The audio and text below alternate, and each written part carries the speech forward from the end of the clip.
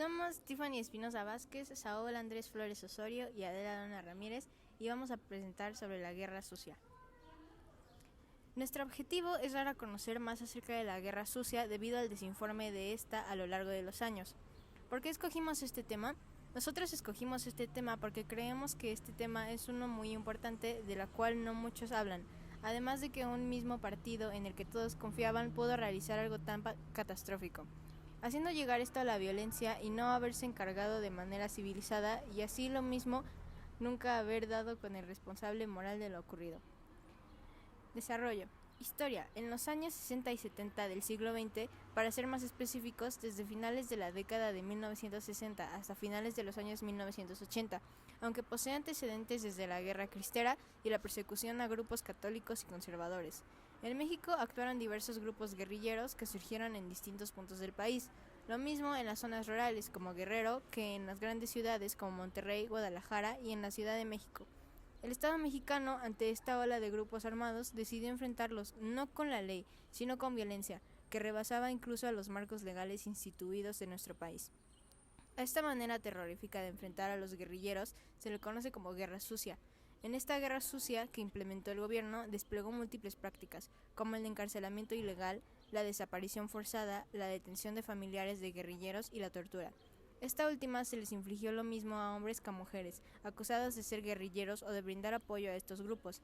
Desde marcas, golpes y mutilaciones hasta la introducción de objetos con el cuerpo, fueron algunas formas que la tortura cobró en esta guerra sucia.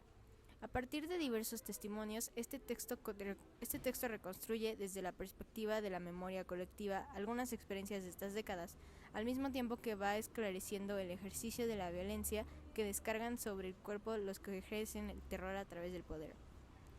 La guerra sucia en México es considerada una guerra de baja intensidad por algunos autores, ya que diferencia de lo que ocurre en otros países de América Latina.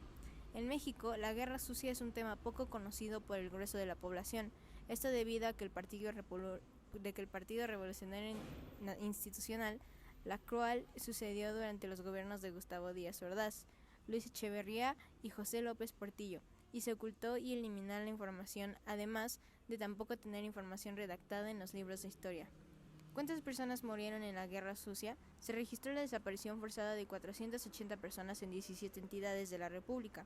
En 62% de los casos, 296, elementos del ejército mexicano estuvieron involucrados. Testimonio. Vicente Hernández Ríos. Los daños que nos ocasionó el Estado-Gobierno fueron muchos. La desaparición de nuestro ser querido nos ha dejado secuelas de pobreza y enfermedades. Acabaron con nuestro proyecto de vida. Tuvimos muchas pérdidas materiales. Es triste recordar estos hechos tan lamentables, ya que estos afectaron y sacudieron de manera muy dolorosa mi corazón varias veces.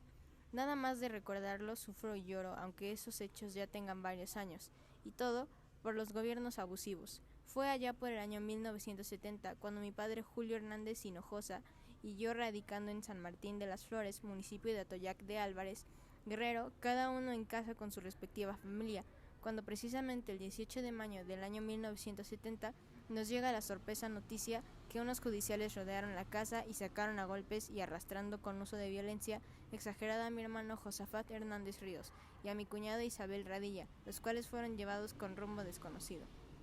Conclusión. Para cerrar este tema tenemos que tener en cuenta que fue devastador ver y escuchar los testimonios de varias familias que fueron arrebatadas de sus hogares sin siquiera haber cometido un crimen. Es triste saber que esto haya pasado en nuestro país. Sin embargo, la falta de información en este tema y que varias vidas hayan tenido que ser arrebatadas por parte del gobierno del PRI de una manera tan sangrienta lo hace como uno de los conflictos más desastrosos de nuestro país. Y sin duda se pudo haber evitado si el gobierno hubiera utilizado una manera civilizada de resolver el descontento de la población. Gracias.